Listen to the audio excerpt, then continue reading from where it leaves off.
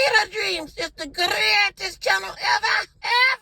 We are sitting down today with Brian Steele. Thank you so much for making time for us today. How you doing? I'm okay. How are you? I'm doing well. I'm doing well. You know, let's start off with the national conversation that's happening right now about rap lyrics, whether they should be allowed in courtrooms during cases and whether they should not be. We know New York is having this discussion, Fulton County is having this discussion, you know, LA, so many courtrooms nationwide. What are your thoughts on that? I don't believe that unless the lyric has a direct relation to the supposed crime on trial, and there's evidence to support that, the fact that somebody has created words that are in a song or in a book or in a movie, they should not be judged by their work, performance, because that's storytelling. So the problem I really have with the lyrics from rap music throughout our country and right here in Fulton County is we don't do that with other types of entertainment or artistry. And that's really my problem, because to me, rap music has been birthed by the struggle of the inner city, poverty-stricken, oftentimes people of color.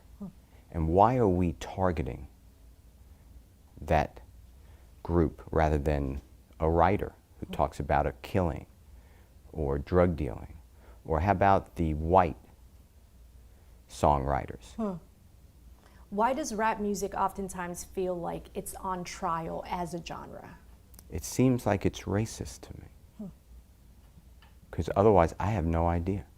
I don't know why other forms of violent lyrics in country music or in rock and roll, they don't seem to get this type of attention. Where do the lines blur when it comes to lived reality and that storytelling that we speak of? Because that's something that's also argued is like, okay, is this someone's personal diary, or is this them telling a story from a lens that they're storytelling through? Unless there's direct evidence or circumstantial evidence that's credible and that's competent in a courtroom, this is storytelling. Otherwise, if you look at it the other way, it's going to have a chilling effect on creativity. When you got the call to represent Young Thug, as an attorney, what was going through your mind at that time? And I'm concerned with a human being who's wrongly charged. And I've had the pleasure of defending Mr. Williams for approximately a decade, maybe a little more. So to me, I know his family. I've defended him in courtrooms multiple times. I knew right away that he's been targeted for 10 years by the prosecution. So my feeling was exactly what I said, that this is a wrong prosecution and I will defend him. What do you feel like he's being targeted, or he has been targeted for a decade? Every time it's a bad stop by the police officer. It's a unlawful search warrant. It is some charges that there were multiple people there and he had nothing to do with it. So how many times do you have to be wrongly prosecuted till you realize that he's being wrongly targeted? How hopeful is he right now in conversations? You know, we did hear the video that he made to his fans during a concert where he directly talked to his fans. But how is he doing right now with everything that he's going through? He's an amazing person who comes from hunger and poverty and lack of opportunity. He's extremely strong and he's getting stronger every day now. The indictment received new charges recently. Is that new evidence that came about? You know, where did the 6 new counts come from? On the day of Mr. Williams' arrest, which is going to be Monday, May 9, 2022, law enforcement officers execute a search warrant on the home that he stays in. He stays in many homes.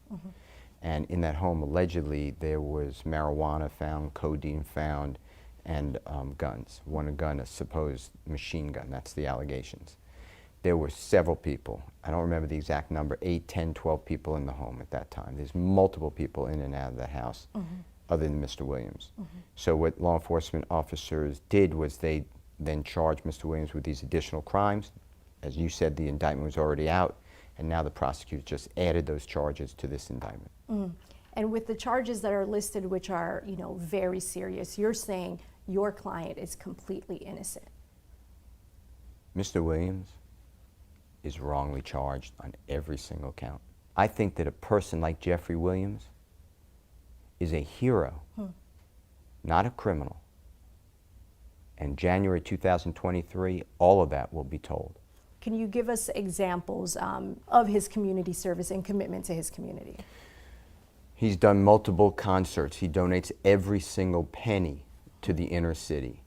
He has come to relief of cities and communities that have been devastated by whatever it is, violence or some sort of flooding or whatever. He'll put on a concert and donate all the money to those communities. He has brought into communities open house. Just go to the store. They will give you all of your food and your clothing and the children's back to school needs. He's come into communities with hundreds of pairs of shoes. Just show up and then find the shoes that fit you. He has given jobs to people only in the inner communities. He'll only hire from the inner communities in his studios or his rap label. He has promoted and hired and signed artists only from the inner cities to do rap. And he has gone to children and not only sponsored the cheerleading and the football team and the basketball team and the baseball team, but he goes and explains to them, don't be a rapper. Go to school and go get a degree and be a professional. And he tells everyone that. There's this young man named Corey Jackson, Corey J. If you ever Google him, you will see what Mr. Williams does. He does it countless times, where he takes a child who's basically homeless and their family, and he doesn't want any credit. And that young man today goes around our country. He's 15.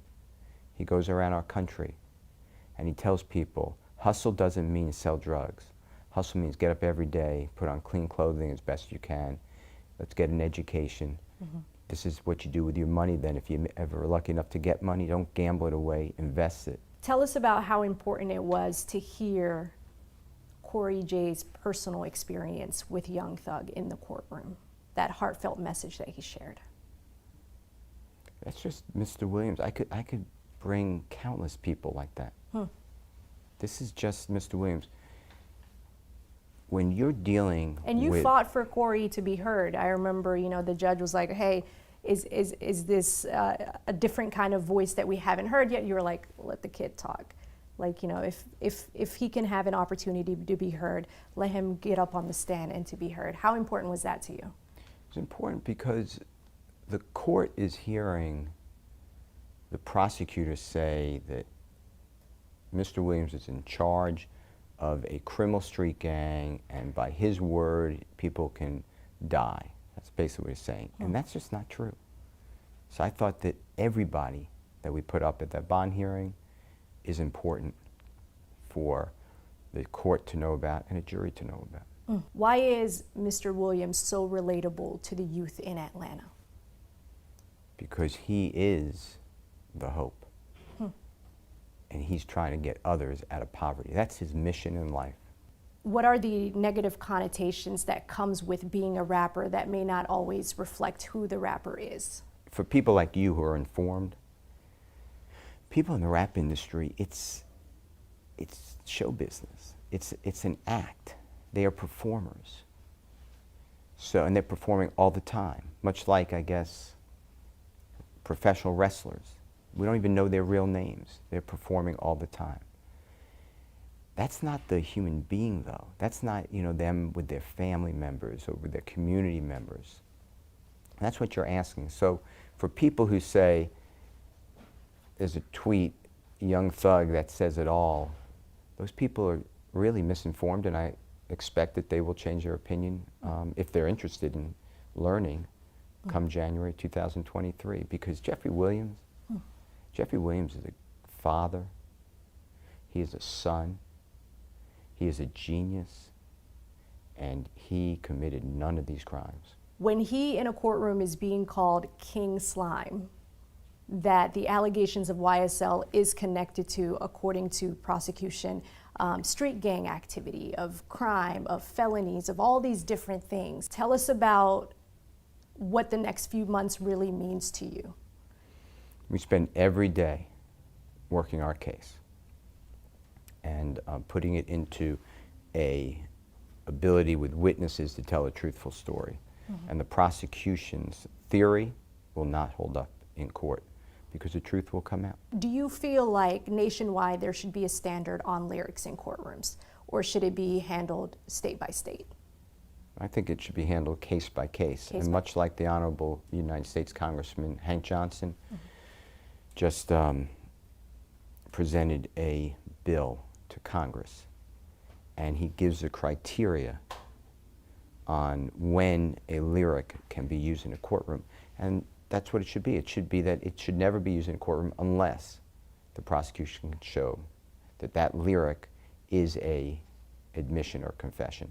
If the right verdict is rendered, it would show that prosecutors should back off targeting people who defeated the odds against them and put them in the right context. These people are doing good for the community.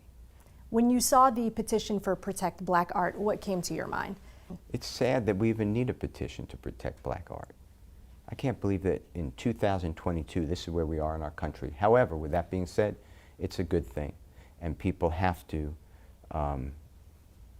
realize that we are discriminating when we go after a certain type of music. It is wrong to do. Rap music helps our community. And if you don't like it, don't listen to it. But that's for everybody. That's why it's America. When was the first time that you met Young Thug? You said you've been representing him for 10 years now? I believe that's an approximation, but yeah, it's probably true. I'm really proud of him. You know, I know his whole family. I know his brothers and sisters. I know his children. And to see all of his work, he's a workaholic. He will stay 48 hours, 72 hours in a studio and just continually write. He's constantly helping other artists. Jeffrey Williams gets it. He gets it that people need help, and he's in a position, fortunately for him, where he can help other people until recently. For someone like him who does mean so much to his community that he came up out of, why is he under attack? Why is he being targeted? He's like the easy target. So if somebody gets arrested and gets in trouble and they want a deal, law enforcement officers are all too eager to say, well, tell us about Mr. Williams. Is he involved in this? What do you know about him? That's the problem with this case. It's coming from the word of people who are getting deals to say, yeah, he was there, or I saw him around, or he gave the order, or I heard from someone else he gave the order. That's what this case is about. You're not going to hear any confession of Jeffrey Williams. So every time there is a potential link to anything, his name comes up. When you target a human being who's so well known, and you make it so easy for the other person to say, oh, you mean I could be released from this location that I don't want to be? All I have to say is, I know something about Jeffrey Williams? That's pretty scary. CoKeiaDreams is the greatest channel ever, ever. Please like, subscribe, and comment.